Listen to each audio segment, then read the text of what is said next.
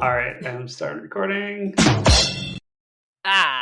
Yes, all your best jokes are found here on Unnamed Reverse Engineering Radio Podcast Show of the Century. Wow, that was more words. I just added more. You should really not let me. All right, I guess we're going. Welcome to the Unnamed Reverse Engineering Podcast. I am your host, Alvaro, and... Hi, and I'm Jen, and we still do this super awkwardly. Yep, always and forever awkward. Today, who's our very special guest? Nobody. Great. We are the special guests. It's special that we're here recording. Well, we're special in many ways. We just realized we've been chatting for 40 minutes and not recording. We probably should get on with it. So, yeah. We don't really have the topics today. Okay, we did want to talk about some stuff. Numbers? Okay, let's start. So, we started going like, wow, we've been doing this for over 7 years now. Yep. What does the data look like? So, we've released 71, technically 72 episodes because we have that bonus 26A. Mm-hmm. We have wasted 3 days. And 73 hours, 17 minutes, 59 seconds. If somebody wants to listen to everything, it's 73 hours. Average duration of a podcast is 1 minute and 1 second here. Let me see. No, it's like it's 1 hour and 1 minute. 1 hour, 1 minute and 4 seconds. Yeah, 1 minute. The median, that was the average. The median is... Wait. I just want to call out. Originally, we were targeting for each episode to be 1 hour, and we're surprisingly close to that. Yeah. The median and the average are 1 hour, 1 minute, and then there's a 4 second difference between the two. Mm-hmm. Our longest episode was with Tube Time with Eric, and that was 2 hours and 6 minutes with 52 seconds. And the shortest one was that candy Easter egg candy cane episode. That's our special holiday. That's a candy cane? This is the special holiday episode. That was just 1 minute, 18 seconds. Mm-hmm. There's a few other short ones. There was their listener survey was like 6 minutes. And then we had one with Jacob outside in the parking lot, 15 minutes because it was cold. There was some of our early tools ones. I think were also pretty short, like in the 20, 30 second range, maybe. 30 minutes. Yeah. We keep confusing minutes and seconds. Yeah. Did I say seconds? Yes. Oh, shit. So we have also a total, our Libsyn is where we've been hosting websites. They had some unique downloads. And it says 230,983 unique downloads of all the episodes over the last 7 years. And if you multiply that by our average of 1 hour, that's a lot of wasted hours. Yeah, that is. And we're so sorry. But we're really, I don't know. Were you surprised by how high this number is? Because it is to me. It's very surprising. So if we convert 230,000 hours to days, that is 9,583 days. Let's see, years. 26 years that we've wasted. Other people's years. We're not counting our time and editing time. And We're not artisanally showing up at your house next to your phone and some people had that privilege, but very few. Yeah, some people. What else we got? Let's see. So do you want to talk about some of the more popular ones? Yeah. We mentioned Eric. Tube Time was. So by downloads. Okay, yeah. Let's look by downloads. Let me resort this. That's why we had been talking so long before we started recording because we were just looking at the data. Let's see. Sort by unique downloads. All right. So our most downloaded was that Easter egg extra. We're not going to count that. The first episode, look at that. I guess people discover the podcast and maybe go back to the beginning, realize this is terrible, and then And then they only stop. listen to new episodes. I don't blame you. I bet you the audio quality. I haven't re-listened to early ones, and I don't know if I want Totally to. hesitant and awkward. But some things remain the same. Us awkwardly introducing ourselves. Yeah, that had to laughing. change. You think we'd improve? No, we'd have to practice much more frequently. So, I don't think we quite got to 10,000 hours of practice on that. Well, it depends how we count them. Yeah, exactly. We can have 9,000. So after that first episode, which I guess a lot of people go check it out, then the next most popular was our last episode with Stack Smashing. Yeah. Then was the next most popular one also Stack Smashing? I read online that it's impossible. I feel like it is. Yep. It's impossible. So it looks like Stack Smashing is smashing all you the guys records. love Stack Smashing. I think who doesn't, right? He'll be very very surprised. Yeah, the top two most listened to other than the first episode is Stack Smashing. Then we had Rick Althers, Car Service and FPGAs. Then listening to Jupiter, one of my favorites with Oleg Khutkov, who's still in Kiev repairing. Still he's reverse engineering Starlink terminals. Yep. Repairing. I think I don't know if this is true. Do you think he has positive feelings towards Elon? Oh, probably very mixed. But I think he's probably the expert on Starlink outside of SpaceX. And it seems like every damaged Starlink terminal and the whole conflict gets to him, and then he gets to fix it or tear parts. I don't know. I mean, I'm sure he doesn't share sensitive stuff. Everything. But so he's still going there. I think what's most impressive to me, so we interviewed him the first month of the conflict in the Ukraine. And it's still going. It's still going. Fucking crazy. Yeah. I'm really impressed with the Ukrainian people and their ingenuity to I mean, it's not like we're helping much, so. We will not continue down that thread. After that one, we have I Did Not Expect Sharks with Michael Osman. Oh, yeah. Which was great. I wish we had him on more often. I know. There's a lot of these. We'll get to that. We have a whole list of kind of follow-ups. Where are they at? Wish lists. Okay. So we had Circuits That Go Nowhere, which I believe was Ken Sheriff, who's also just a machine of reverse engineering. Yeah. And then it just goes from there. We could probably put these numbers on the show notes because we probably are going to have to convert this into beautiful markdown. Yeah, well, that'll be tricky. I'll just put a screenshot, a really shitty screenshot of small text, and then if anyone wants, they can ask ChatGPT to enhance. Yeah, enhance. Enhance. I hear right now, there's just whatever procedural cop show you're on, people just automatically say enhance. I don't know why that was the word that you would use, not Zoom. I was just talking to someone not that long ago about how the enhanced thing is actually becoming more real than it looked like in years ago. Is it because we're interpolating more, or? I mean, I think now there's machine learning models that can very accurately guess what might have been, and it's better than nothing. It's still, I wouldn't use it in court, but. No, but I think the thing is it can only be how good could it ultimately be? There has to be something viewable in the original already. You can't keep zooming in and finding bacteria and fingerprints for the most part, I would say. Unless it was already vaguely it's all there atoms. to begin with. Look, we just that's not how our cameras work. But we know they're there, so we can guess.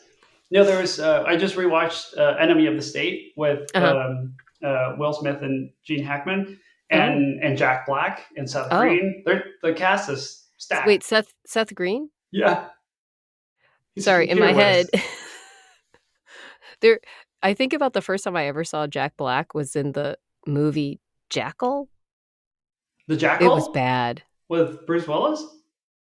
I think it was with and Antonio Banderas, maybe. Oh no, I'm thinking the one where they have a machine no, that's gun with Assassin.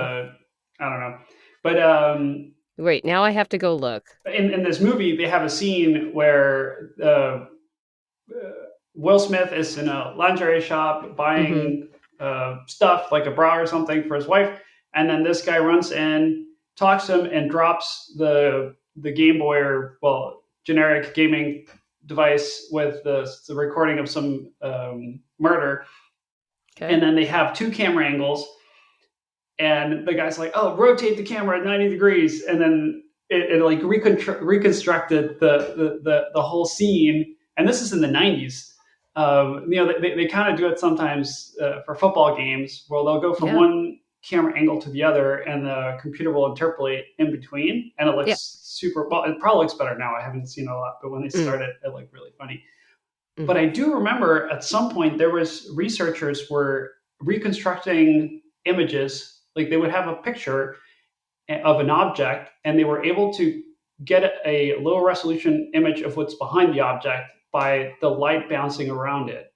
And I mean, it was in an extremely controlled environment, but it was a neat kind of idea of like, oh, I mean, you are getting light from the object behind there. So if you know enough about it, it might be able to, i.e. the material is effectively what I'm hearing. The material, but also the light source. I think if you know where the light's coming from, you can do crazy math and get stuff.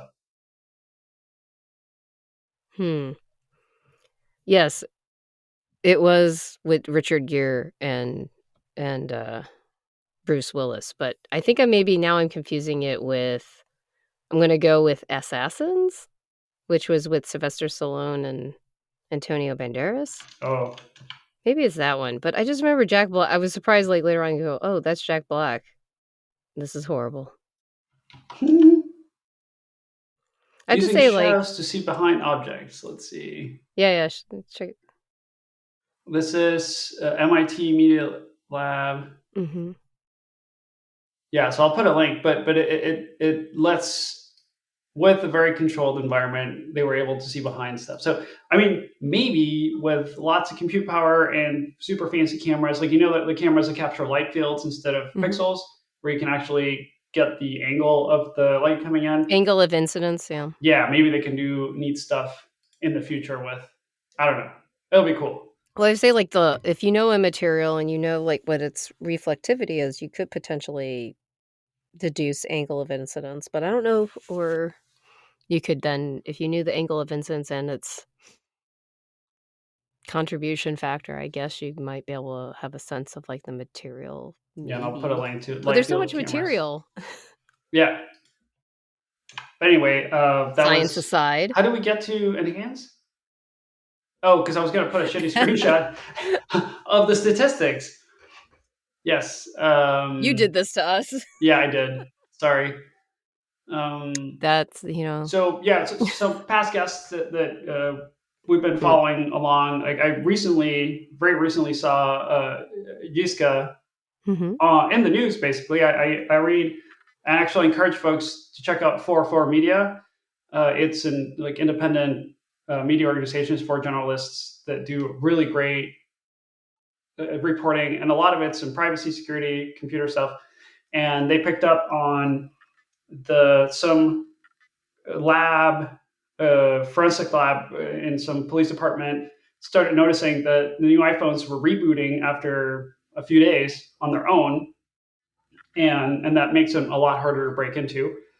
And Jiska figured out, I'm dumping some of the code on the latest iOS release, and then there's a thing called inactivity reboot. And then she actually figured out that every 72 hours, if you don't interact with the phone, it'll automatically reset itself into a much more secure place. So the news, the 404 Media article came out. Jiska then, I can confirm that, and here's the time lapse of that. And then they reintegrated it back. But it was really cool to see in a very relevant. I mean, it makes it really hard for police to dump devices, but also if somebody steals your phone, it's a lot harder for somebody to get into it, even if they have the fancy tools, like the break key or whatever it's called. If they don't do it before it reboots, it's much, much harder. I feel like that tied with the fact that did you update recently to, is it OS 18 or 19? Whatever, yeah. Whatever. Yeah, that's the one that has inactivity reboot.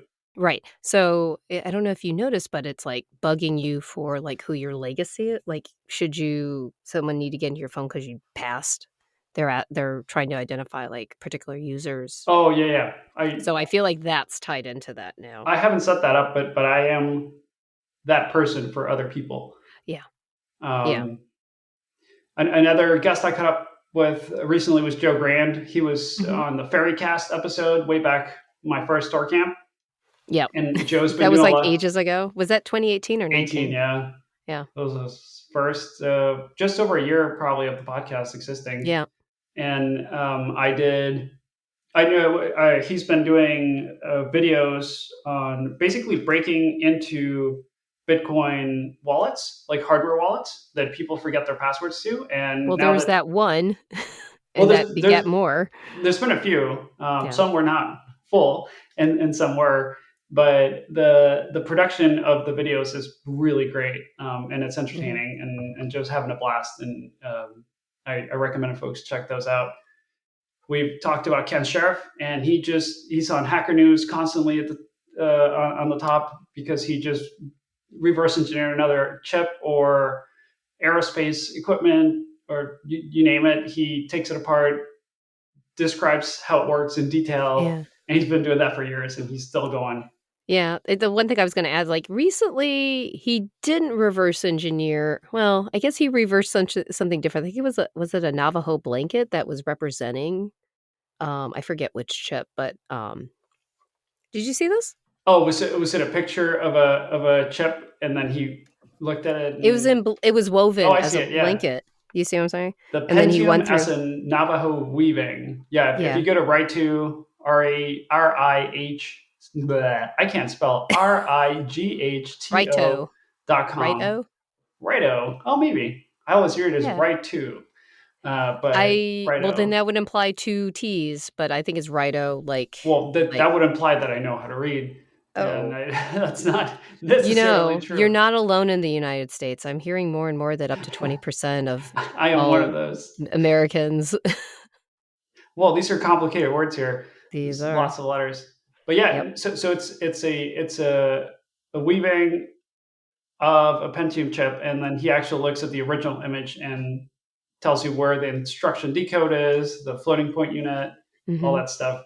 Yeah, he's like boom, boom, boom, just like you would like on another IC. But I know, as always, that site is just a treasure trove of really great information. I would say kind of analogous to that, since I don't think they're necessarily on this list, is John McMaster. He also isn't heavily involved in Silicon Prawn. Silicon Prawn, yeah. Yeah.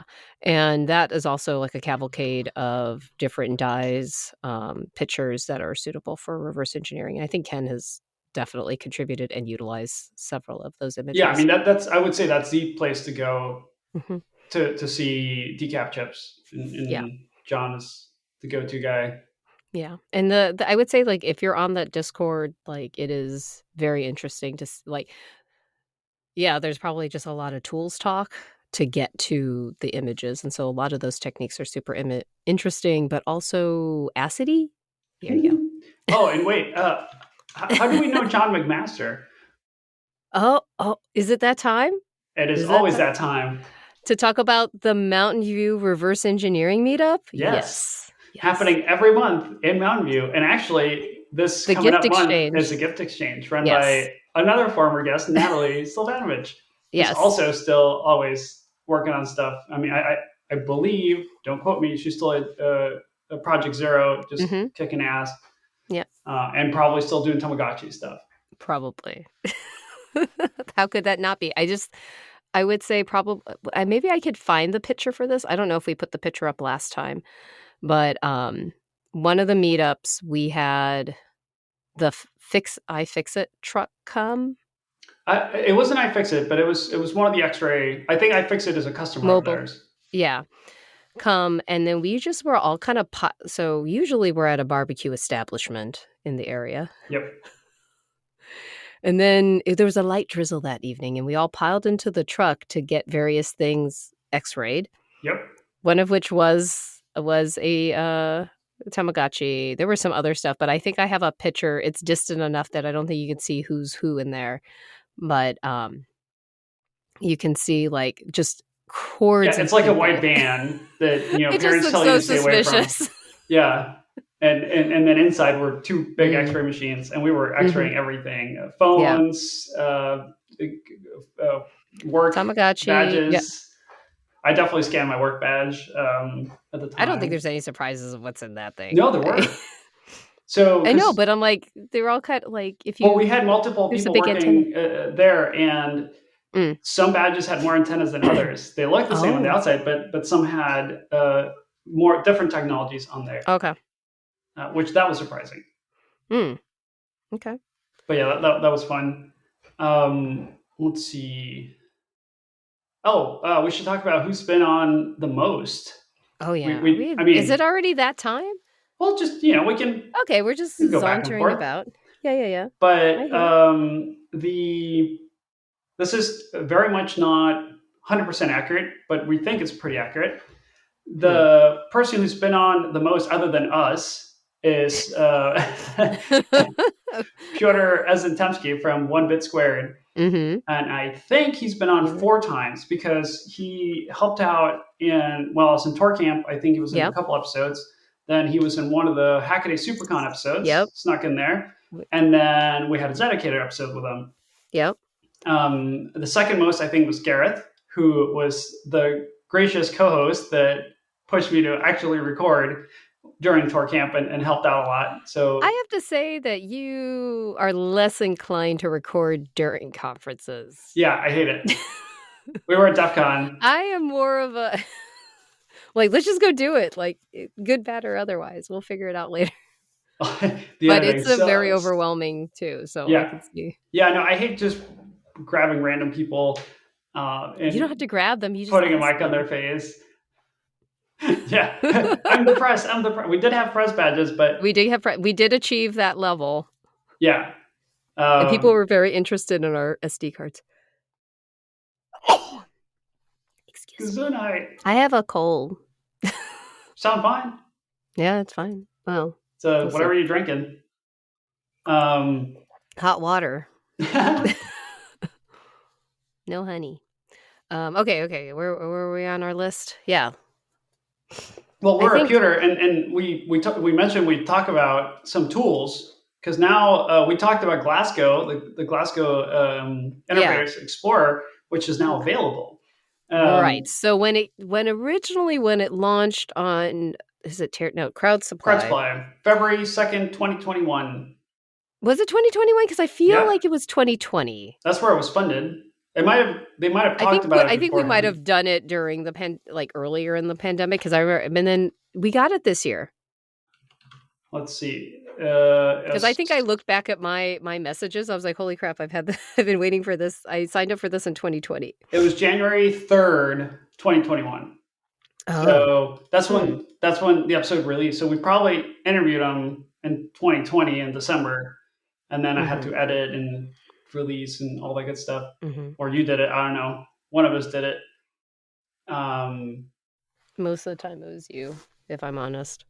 Well, I have an iPad with a pencil, and actually, if anyone is curious, I'm differently anal retentive. Well, we have different pickiness on. Yes. So you focus on certain things, I focus on other things. So you can probably tell who edited the show if you listen enough. You might not know who it was, but I would say if you notice, there's not a lot of us. I stopped cutting those out after a few episodes because I was like, no, that takes too long. I'm very anti. I would sometimes cut it from the guest just out of politeness, but I definitely left mine just because I want to be better at it, and I figure if I'm annoyed by it, I'll improve. And I didn't improve, but that was the the original intent. I ordered my Glasgow December 27, 2020. So December. So it came in just under 4 years. But I did want to say, since we talk about tools and all that Mhm. stuff, we used to do editing with Audacity, which is a fantastic free tool, and it works really well. But If you have plugins, like it works great with plugins. yeah, and we used to use some of those, like for noise reduction, all that stuff. Mhm. I spend too much time on the computer already, and I have issues with mouse and keyboard. So eventually, I switched to my iPad, and I'm using this tool called Ferrite Recording Studio, which is super easy to use to edit podcasts. And I could do 2x speed and be like blah, blah, blah, blah, blah, and cut and edit and do all that stuff, and it made it a lot easier in case anyone has an iOS device and feels like doing. It can also do recording, although we found out during DEF CON, if you have a USB microphone, you can do multi-channel audio, but not if you're using Lightning. If you have USB-C, then you can do multi-channels, but with Lightning, it was not liking it. So the other thing, let's see, I still mostly use Audacity for everything. I think the other thing is like when we switched from doing like self-recording, Zoom. How did we do? Like, no, it was Skype. Oh yeah, that's right. Skype, and everyone would Audacity, having everybody own. Record themselves in a midget, like that just took up so much time. Using Zencastr, which was recommended to us by Chris Gamble. Was it? I think he was the one who recommended it because that's what they were using, I think. But like that definitely made it easier. I don't know. When you download, are you downloading everyone separate or are you downloading I do separate. Okay. So Zencastr will now do the auto production. It'll do noise reduction, leveling, clean up, all that stuff. I still let it do that, but I still do the split tracks because then you can still cut out the ums. You can shorten the silence between speakers, all that stuff. But early on, I wouldn't do that. I would just spit out one single file, and then you have to export separate files and do that. But yeah, we ran into issues early on because we would ask all the guests and ourselves to, okay, we're going to start recording locally with QuickTime on the Mac or just with Audacity. And then they would have to export the WAV file and send it to us. Unfortunately, sometimes, the wrong mic problem was not fixed. But one time, somebody was recording at 44.1 kilohertz. The other one was recording 48 kilohertz. And then when you try to put those in the same project, there's interpolation happening and weirdness. Sometimes the file doesn't get recorded. Sometimes my battery ran out. Oh, but that was with Zencastr. And we were recording and no, was it Zencastr? I don't think so, but I had to go back and I had to remember our discussion. I listened back and recorded. I know if that was with, who it was with, but was it with Rick, you think? No, I don't think it was Rick. I think that was the Prestige one. I think that was maybe, but yeah. So Jen just dropped off the call, and then, I didn't even know. we kind of kept going. We waited a little bit, kept going. Then Jen rejoined, and then it said that it was still recording. And then when we ended the call, Jen's audio didn't actually record. It's a bug with Zencastr. And so Jen went back and re-recorded her lines. I mean, her lines, right? My lines. As if we had lines. Which was surprisingly easy. I have a very consistent personality. You improvised. You improvised the audio on the last bit of that show. I don't know if anyone noted. We probably mentioned it somewhere. We had that. We've had fireworks in the background. That was exciting. With Oleg, there was literal air raid sirens in Kiev, so we had done that episode. Those were both done within a couple of months of each other. Yeah, those were close by. Yeah. We had helicopters when we were at Supercon flying overhead. It's been challenging. A lot finding recording. But Zencastr makes it easier. But a lot of folks will just record and just do the auto cleanup and ship it, right? And that's a lot less work. But we're really picky, and you learn to become very picky.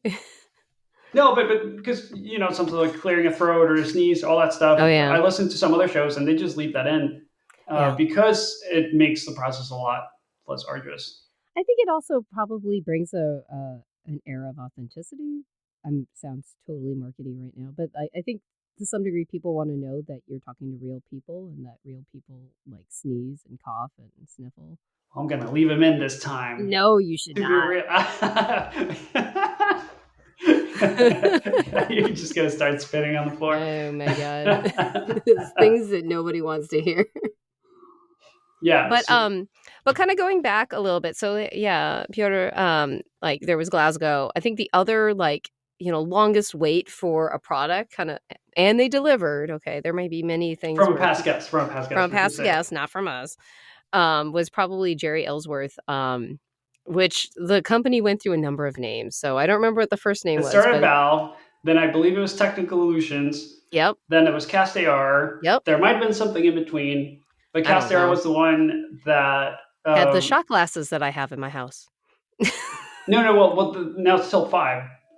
Now it's Tilt 5, and I do have that box. That box is right there. Yeah, I have one around here as well. Yeah. I have the launch edition. Yep. But yeah, because there's a Kickstarter in 2013, I believe, and there was Kickstarter got fully funded, and then many years later they got a lot of VC funding, and they decided, hey, we're not going to deliver the original one, so we're going to give everyone their money back, which is nobody's ever done that. They literally return every Kickstarter backer's money completely, and then once they had the thing back, they did a second crowdfunding run, and that's if you're interested. I think they did talk about this in hers, which is around number 26. You can lose in so many colors. Yeah.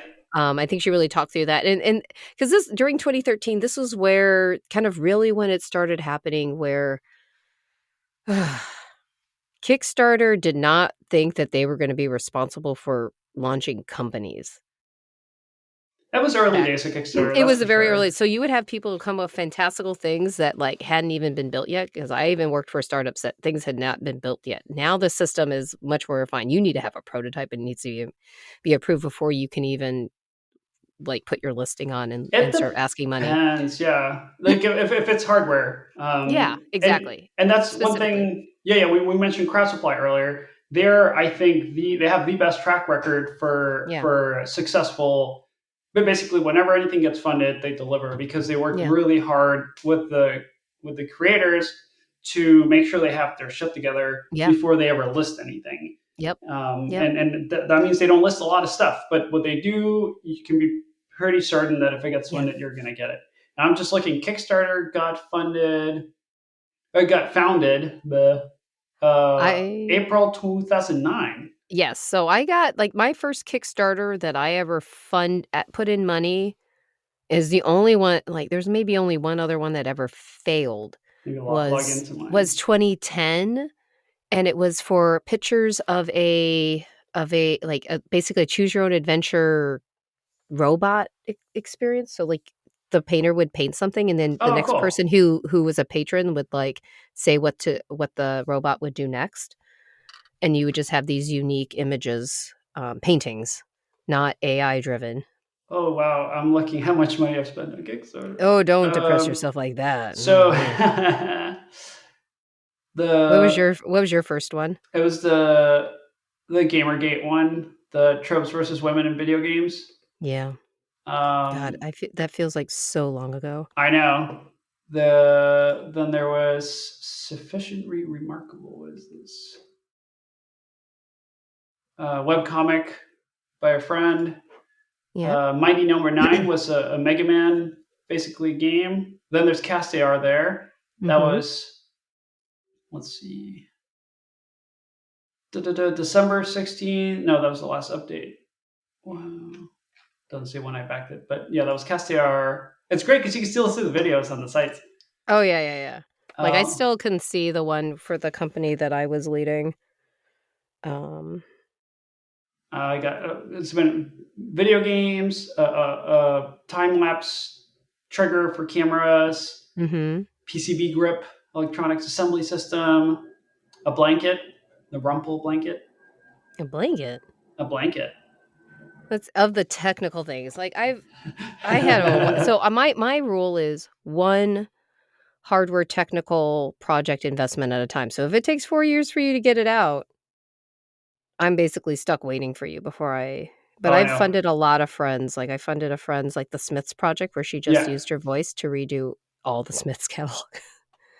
But I think the hip hop diction rap almanac. There was Sophie's unicorn one for Burning Man. I think I'm looking. I'm trying to see if any of these did not deliver, but maybe that's because I'm very hesitant to fund stuff that I don't believe in. Well, why would you fund something you don't believe in? No, like that I don't believe will actually. Like I might want it, but I'm like, I don't think they can do it. I've surprisingly invested in a lot of playing card decks. There's some good ones. Oh, JewelScope. Yeah. JewelScope's one of my favorite tools. JewelScope was one. A lot of books by Cory Doctorow. Oh, I didn't do any of that. Audiobooks. Well, because Cory doesn't sell his audiobooks on Audible because Amazon forces you to DRM them. Oh, he puts them, but it's just like the one chapter that's talking about DRM. Hi. Yes, I'm keenly aware. Ask me how I know about being a audiobook voiceover actor. Yeah. Yeah, it's interesting. So yeah, I do that. Simone Yacha's foldable coat hangers. Oh yeah, did you get one? Did you get the paperclip? Yeah, they're awesome. I have them. It was great. It's actually the right solution for my small place that I'm at right now. Mm-hmm. Oh yeah, I totally forgot. Like JewelScope, it's not really in an order. I did fund Trogdor the board game. Trogdor the board game. Oh, one Bitsy, Black Magic Probe. I mean, I've had many Black Magic probes, which is I have some of that. Piotr took over that project. Not super recently, but he'd been doing the hardware, now he's doing the firmware and for the team.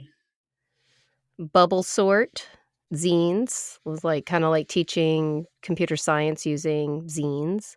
Oh, is this Julie Evans? I don't know. This is not Julie Evans. This was actually by Sailor HG. I can't remember her name. Yeah. And I have her jacket. Sailor Electro Mercury. Cuties. Yeah. Yes. Yeah. And Wovens was probably a number of years, probably like 2 or 3 years ago now, I was featured in a fabric or wearable maker magazine article, and how I was using music to generate fabric patterns. And so the product that I was using is Wovens. The manufacturer of the woven stuff was that, and that was super fun. They're still around. They do really good work. But that was also a Kickstarter. There was an entire graphic novel, like for kids, that was written in Spanish that I funded. And I still read those books. They're like well written for, ages like, I guess, 10 and above. De La Soul's new album, I've kicked in on that. That was well worth it, by the way. It was a good album. My dad really wanted to go to the Amiga 30-year anniversary, and I bought him that, and that was a Kickstarter. Oh, nice. It was really good. Cool. Also, the Chip Whisperer, and oh my God, there's just so much stuff there. I don't remember them being Kickstarters.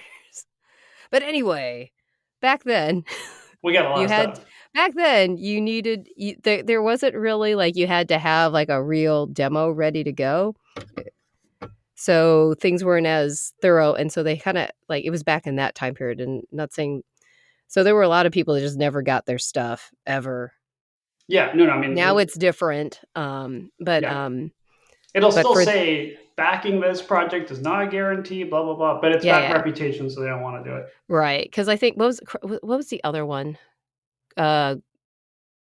Something a go-go. What was the other one called? Indiegogo. Indiegogo. What's a go-go? Yeah. Indiegogo was known for being a lot less strict. Stringent. Yes. Yeah, you could see more sketchy. Yeah, and I think I only did like a handful of those, and I wonder if I've done any. Do I have an account? I do. Exciting podcast. Why are we telling people this? I'm not saying like don't, but like Well, I'm just curious. Of course, everyone's going to be curious what we contributed. What did you do, and how did you do it? I did a single Indiegogo, and it was for a RoboBird, which was Aaron. A RoboBird? Yeah, it was. Aaron was interning, I think, at Evil Mad Scientist Labs back in 2012. Oh, okay. Yeah. And made a 3D printed, laser cut wood bird robot that you would build, and it was like a bird robot thing. And a friend, I gave it to her as a gift and really enjoyed putting it together and having this RoboBird. Yeah. I don't remember what I funded. Like, I feel like there's one thing and it took a really long time for it to come, and I don't even know if I remember my password. That's why I use a password manager. I do, but like I think like that's probably like the biggest change from over the decades is like I left LastPass. I'm no longer using them. Yeah. And I had to convince my family to leave too, because at first I convinced my family, hey, you should use password managers. Yes. LastPass. And then So what was the deal there? Didn't they get breached? Yeah, and well, they got sold off like several times. It got acquired by Logmein, then they got sold somewhere else. But anyway, it's now kind of owned by a hedge fund somewhere. And yeah, they got breached. Of course, it was the encrypted vault data, but the problem was they didn't actually increase security for older accounts. So when it started, they would encrypt you things like once, basically, or the key.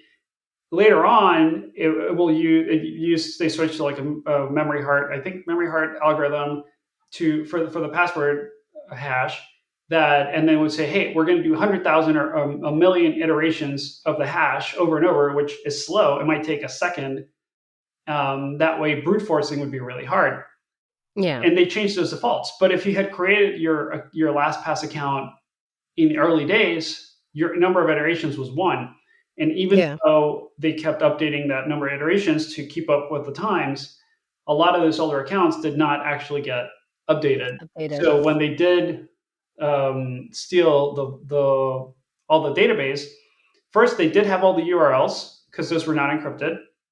So they could see, oh, this person uses all these accounts and all these sites. And then the number of iterations was there in the database. So they could just brute force it much more quickly. Oh, yeah. And I don't know if this is fact, but the theory seems to be that some cryptocurrency accounts have been drained because of that. Like, somebody had their vault password and LastPass and didn't use and people who have access to this are like, oh, we'll spend a month of compute time to brute force this password because there's a lot of money behind it, kind of thing. And so I'm not too worried. Like, I changed all my important stuff, but Indiegogo, I probably didn't. If anyone wants to log into it, I'm just wondering if they just kind of dumped it because, like, I don't remember what my password is, and they're not sure if I. Well, but I do remember being on it. Like people love to say, is still the weakest link is your email, because it's always like, I forgot the password link. And if anyone gets access to your email, then it doesn't matter how strong your passwords are. No, not at all. Okay. Well, that was a lot.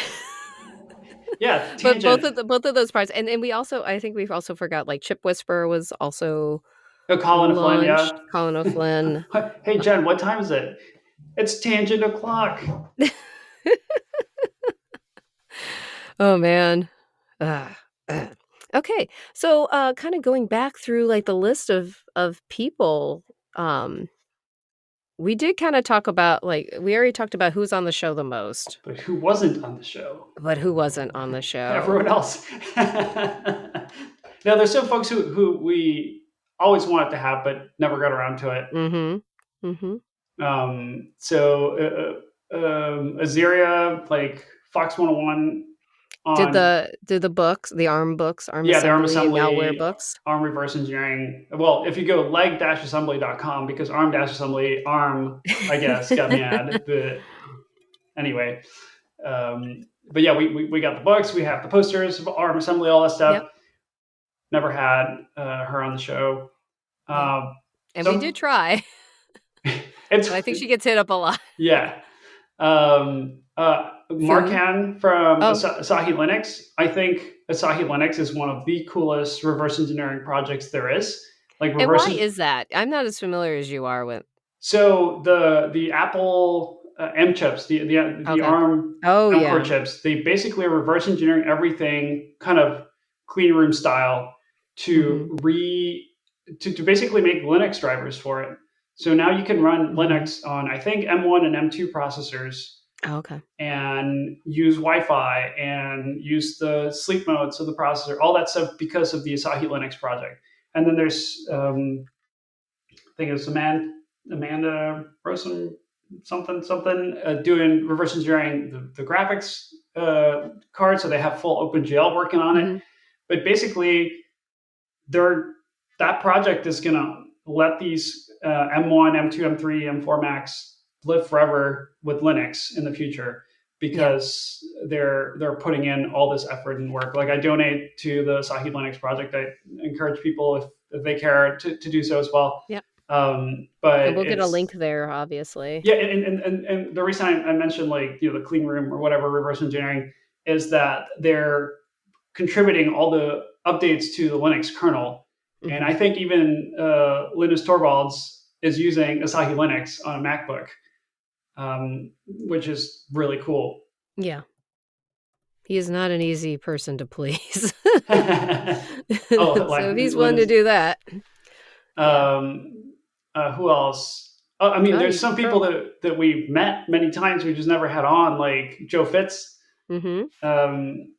He's what is he up to these days? He created the Tigard, and he does all sorts of cool hardware trainings and makes the coolest, silliest T-shirts that nobody gets, except a few of us.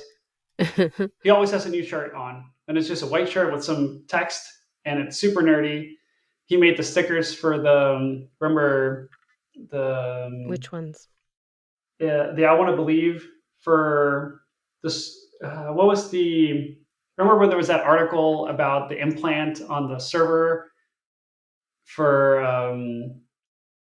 not SolarWinds? You mean is this the one where the Chinese hacked the supply chain? Well, they had a picture of a grain of rice or next to some random component, and they're like, this one component can hack all your servers, and they was implanted, and they found it, and there was never any evidence of it. Yeah. But he made a cool I Want to Believe sticker with that one component, which I think was like a filter. Yeah. It was, yeah. Yeah, I remember that story, and I'm like, I'm paranoid, so I'm like, I don't think it's a surprise, but I was just like, they were never clear on like what exactly the purpose of that. No, but device was. The thing is, it would have been a lot easier to compromise tons of other microcontrollers on the thing, just changing the firmware without this random. They just use a weird picture on the. Yeah, I frankly, I think it was Bloomberg. Yeah, it was a Bloomberg article. Well.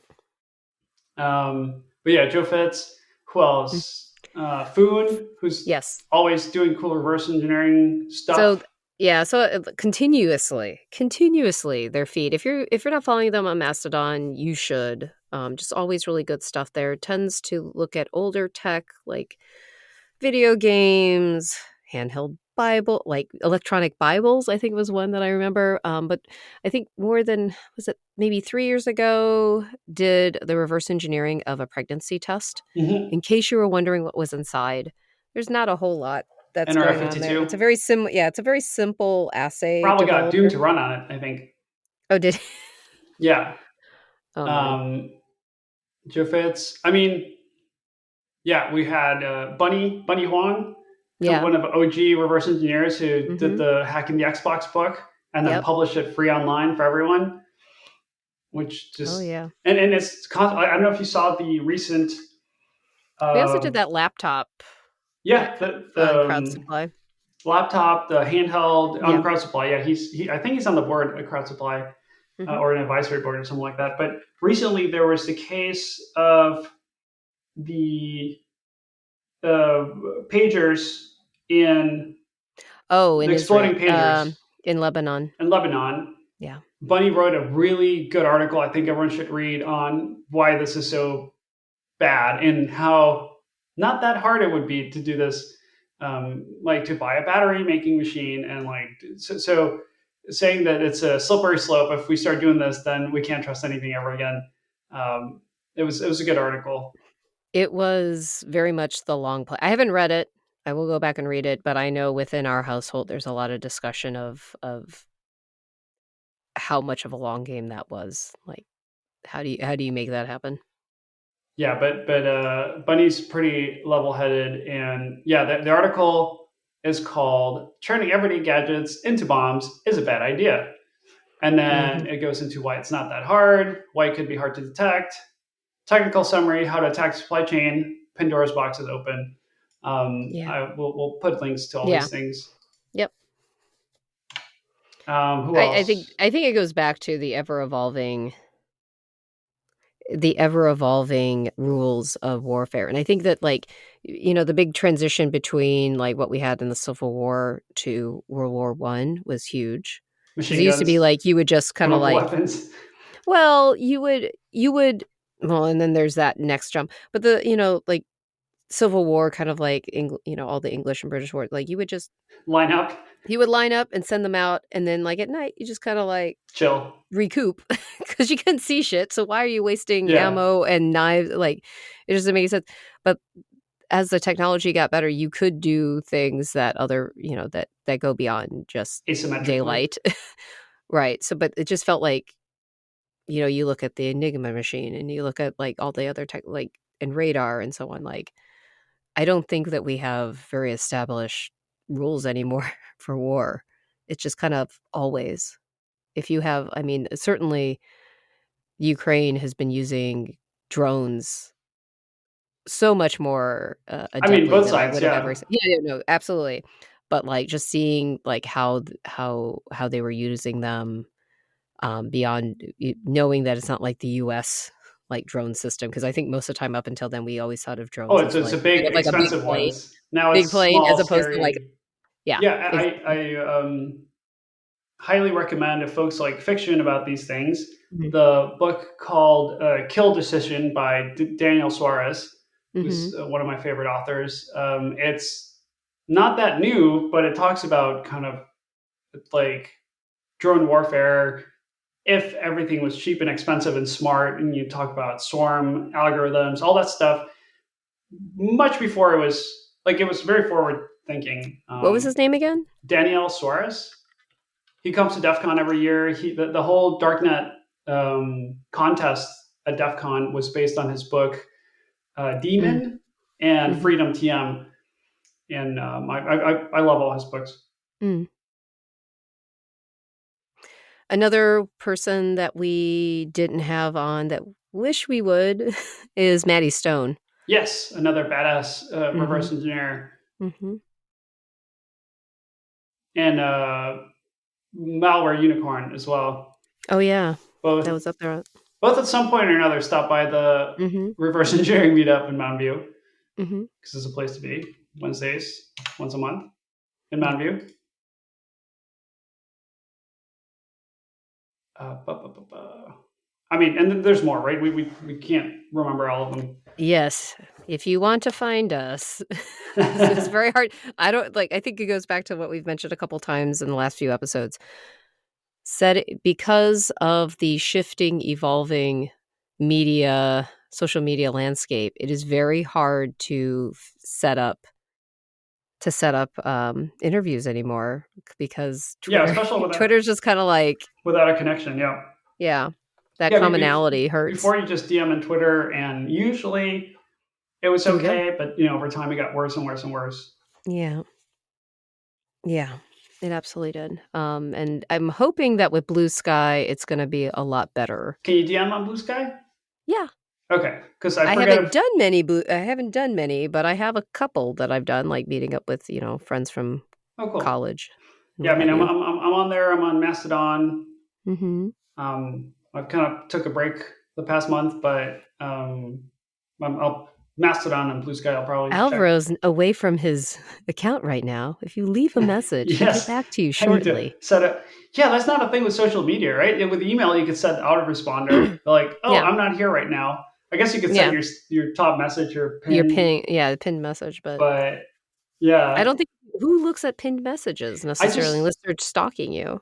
I just hate how everything got spread out. Like back in the day, you had you might have IRC, but your instant messenger, you might have ICQ, AIM, MSN Messenger, and then what about your LiveJournal or your Tumblr? Well, so those I didn't have those. I was antisocial. So no, but the program called GAIM, which eventually turned to Pigeon because AOL didn't like that. You could just have all your instant messages in the same one program, and now it's all spread out. Like some people DM me on Instagram or on Facebook or on WhatsApp, and it's just so hard to keep track of who's where and how do I get in touch with so and so, and it's kind of a pain. Yeah, but that is the world we live in. Yeah. So I would say look at Blue Sky. Do we even have an unnamed account at Blue Sky Probably yet? not. I don't think so. We should probably do that soon. Go for it. There's a way to do it with the domain. So you could just do the unnamednerdy.com show at unnamednerdy or something like that. I think you could do something like that. I don't know how to do it. I don't know how to do it either.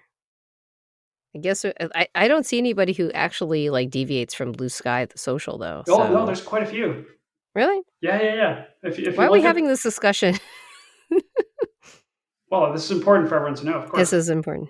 If you look, a lot of folks will have something at bsky.social, but some will just have their own domains. Like Swift on is it Swift on Security? It's just at swiftonSecurity.com. That's the actual name. Yeah, but I don't know how they set up that for that. I'm sure it's a standard. Like you probably have to update the DNS record to prove that you own the domain, and then you can use it, which is fairly standard. I don't know how that's going to happen, but sure. You're the controller of the domain, so you have the power. That's true. I do have the power. Anyway. Blue Sky Social. Shall we talk? We're doing it in real time, apparently. Don't tell anybody. Oh, no. You could do it before we upload, and then it's all good. No, I hear you. Should we talk about the Patreon? No, we have not talked about it, and we probably should at this point. It has been officially paused. Yeah. And probably permanently paused.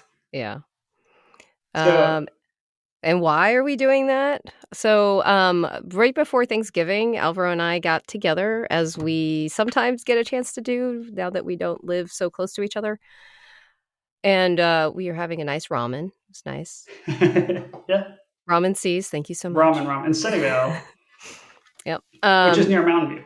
Which is conveniently located right next to Mountain View. And we were discussing, how going back to setting up interviews, it's really hard for us to set up interviews. It's not fair to have a Patreon going and continuing to collect money when we are struggling to, and the struggle is kind of an overstatement, but it's just given the challenges of putting together a show of this caliber and type, we just felt like we're going to have to it's just not fair to charge people for this. Our costs are fairly minimal.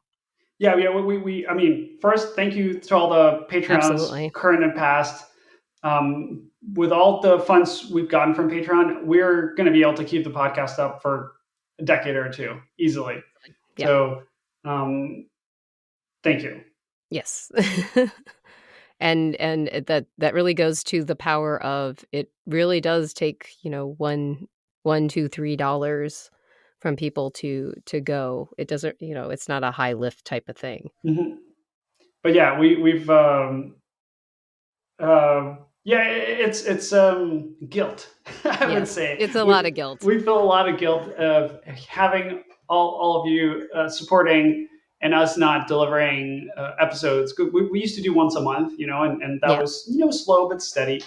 And the past couple of years, we've really slowed down. I mean, we had a lot of life changes going on and things coming up, and we've done kind of as we're able to, but we don't feel like it's fair to keep that going. That said, we will keep doing them as they come up. We still like the area. It is very interesting. It's still evolving, and I think that there's just so much information to share. But of course, there are so many other YouTube channels and podcasts that are touching on these different parts. Yeah. And we're just not keeping up as much as we can. Like, especially we're saying we're not on social media as much. It's hard to keep up with who's doing what and what should we be talking about. There's still, we meet people and we're like, oh, we should talk to this person. And then we have to go and figure out when all our schedules align. And especially if it's international. Oh man, time zones.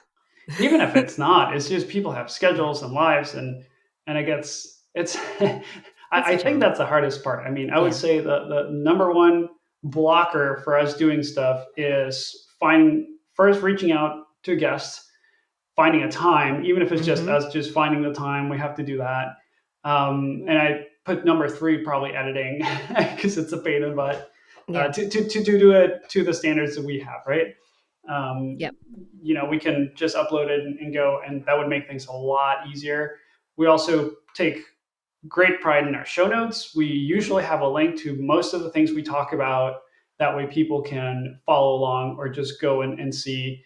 And that also takes time, right? So all these, doing show notes, doing the editing, it all takes time, and it just adds to the guilt of like, oh, we're gonna do the thing, and then doing the thing involves like a lot of communicating, which nobody likes to communicate. Let's be real. We have to talk and then figure out when are we doing this, and then do it, and then get it up. But I will say it has been incredibly rewarding. Every time I meet someone who's like, wait, are you that guy from the show with no name? And it is often that. It is super, super cool. It's super awkward for me still. It doesn't happen much, but if you're at DEF CON or something like that, people sometimes recognize our voices. It's still funny, because people tend to listen so fast that they don't recognize your voice in real life. Yeah. But that's definitely, For me, it's easier because my picture is all over the internet. For Jen, it's a little trickier. I don't look like an android naturally. True. I mean, I have some tattoos that might make me look like that, but that's not what I look like day to day. Yeah. Certainly not with that many dreadlocks and with that much color. But also, sometimes it's really cool when people to let us know, like, oh, I heard this episode and about the box challenge at DEF CON, and next time they were at DEF CON, they participated in the box challenge, which is just like, that's cool. That's really cool. Whenever anyone learns from the podcast, or it means a lot, at least to me. Yeah. So that's like a lot of news right there. But like I said, Patreon's just paused. We're just going to maintain the current pace that we're doing episodes at, which is not that often. So it's not really a goodbye. It's just an acknowledgement. It's acknowledgement of like 7+ years of work, and just acknowledging that things change, and that we really enjoy doing all of this, and we will continue to enjoy doing this. It's just going to be at an acknowledged slower pace. Yeah, and it's everyone's probably noticed, and people always asking like, oh, when's the next episode coming out? And we don't know. I mean, this one we know, but that was always the case, right? Yeah. But it just us saying it out loud, I think is useful. Yeah. And also stop taking people's money, because that's rude. Yeah, everyone in our Discord that's staying around. It's not super high volume, but Well. And I would say, like, if you didn't, looking really briefly through Patreon, if you didn't get a sticker and you were at the $3 mark, and just, can you message me on our Discord? I will make sure that you get something, because that's an oversight on my part. It looked like we were mostly up to date. And the Discord's still going.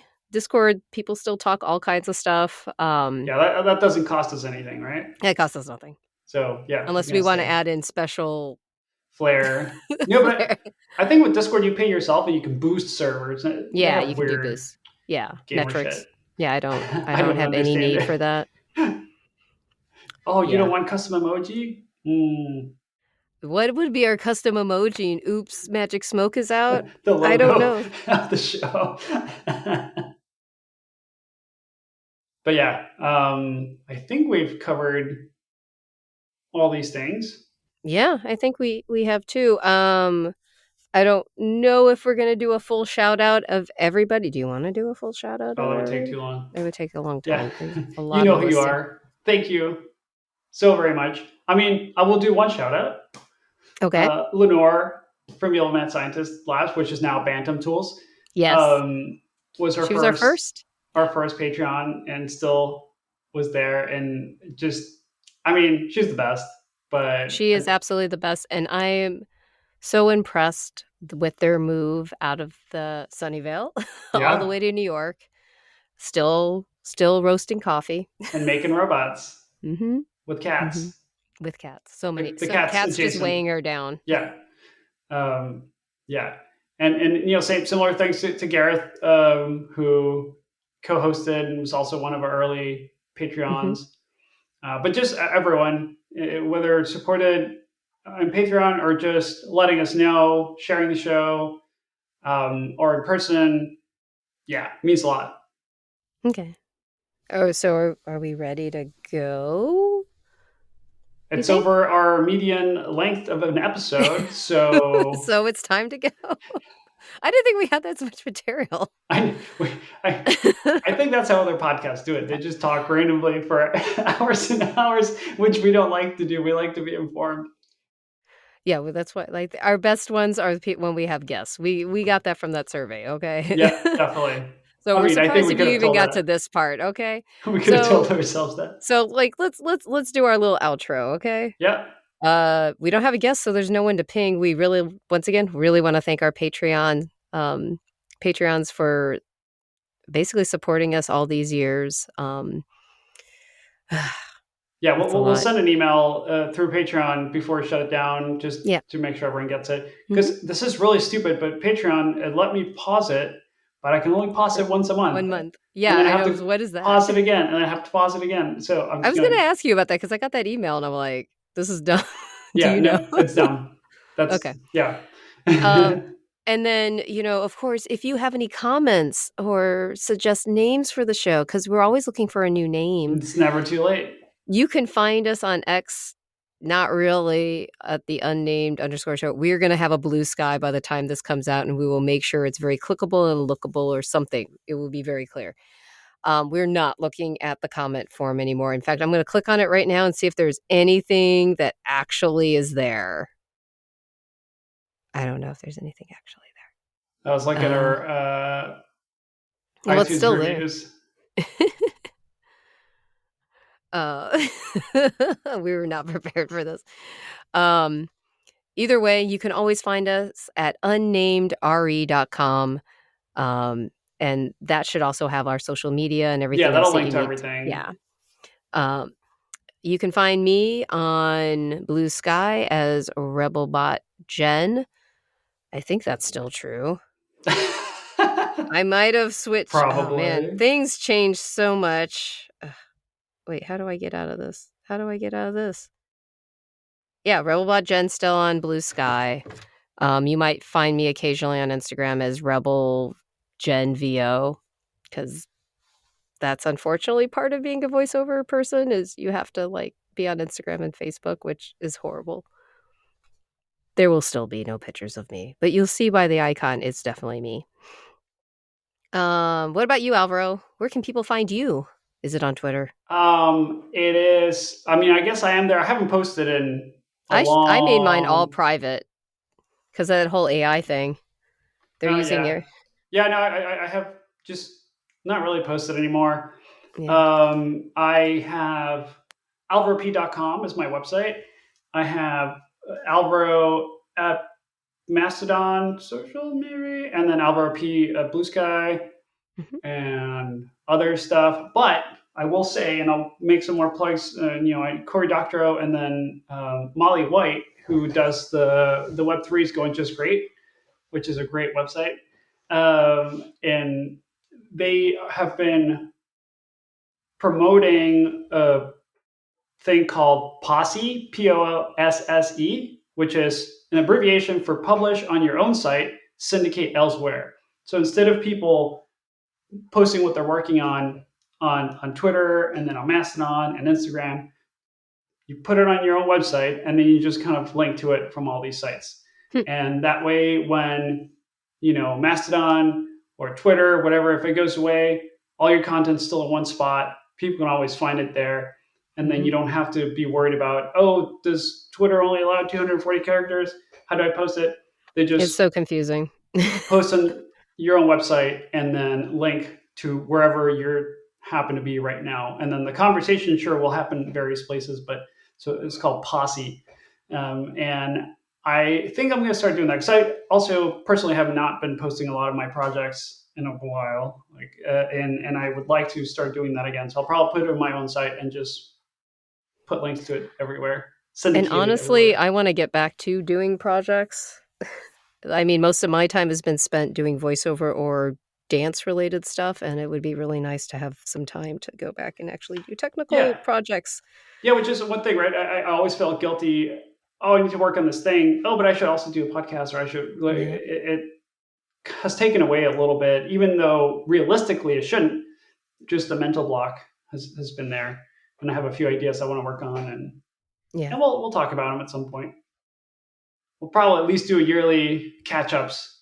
At least. The very least. That seems pretty reasonable. Unless you plan on dying or something like that. I mean, I do, eventually.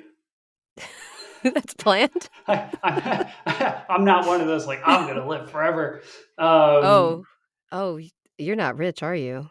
Not that rich. Rich, I'm going to live forever. That's a different level of rich. That is. You don't have a compound? You don't have, like, your own security detail? I think the most expensive thing I own is my car. And I don't own many things. Oh, no. It's definitely my car. But otherwise, What about that door behind you? That door has like a circle on it. I'm renting fire. I know, but like I've never seen a door. Okay, I know podcast people. We are way over, but you have to understand. This is the first time his head's usually in the way of this. But his door, I've never seen a door like a closet door. I'm guessing that's a closet door. No, that's the door to the room. That's the door to the room. Okay, it's a bedroom door, and so usually like it'll be flat and there'll be nothing on it, or they'll kind of have some carve-ins on it. This has a carve-in rectangle, which you usually see, but then in the middle of it, it has like a circumscribed circle in it. I have never seen anything like that. I wonder if some doors used to have the door handle in the middle. Really, this is an old house, so I don't know. It could be that old, but it's from the 50s. A door handle in the middle of the door is something I only see like in the Middle East. In East Africa. That's what I got. But there's spikes usually. That's true. Anyway, I guess that's it for this tangent. Yeah. Last one of the year for sure. Definitely. But yeah, thank you all for supporting us. We will post as we can, but don't expect too much. And we'll definitely keep everything online as long as we can, because I hate when one of my favorite podcasts content goes away, like Zombie Tech. Yeah, it was so much fun, and it's still, I think it's on YouTube, but I think many of them are, but I feel like we did that later, so I have a feeling we're gonna have to like do that separately. And thank God I have Canva, so we'll just. Yeah, I've already backed up all the episodes just in case Lipson explodes. I have copies of all of the. Oh my God! You realize how calm everybody is now that they know that you have this backup. And I have backups of that on the cloud. Backups. Oh my God! And you're so responsible. Yes. No, I'm just paranoid. Yeah, that too. This is how the world ends, I hear. That's a book. It's a good book. I would say like it's a good book. This is how they tell me the world. My recommendation is don't listen to the audiobook. What the hell? I just had to. Play the other one where it's sad. I love that one. We're really wasting time here. And then the world dies. That was slow. No, but I don't remember what it was that we were playing on which interview. Was it Itai and Mickey that we hit that button or something like that? And it was like something Maybe. Charge! All right. We said like we never use. I guess when we don't know what we're gonna come on next, we just hit like the soundboard. I'm gonna leave all this in. This is gonna go just like that. I'm so sorry. After we register. I think you understand why. Anyway, Thank you so much for listening. Thank you so much, guys. See you next time. Yeah.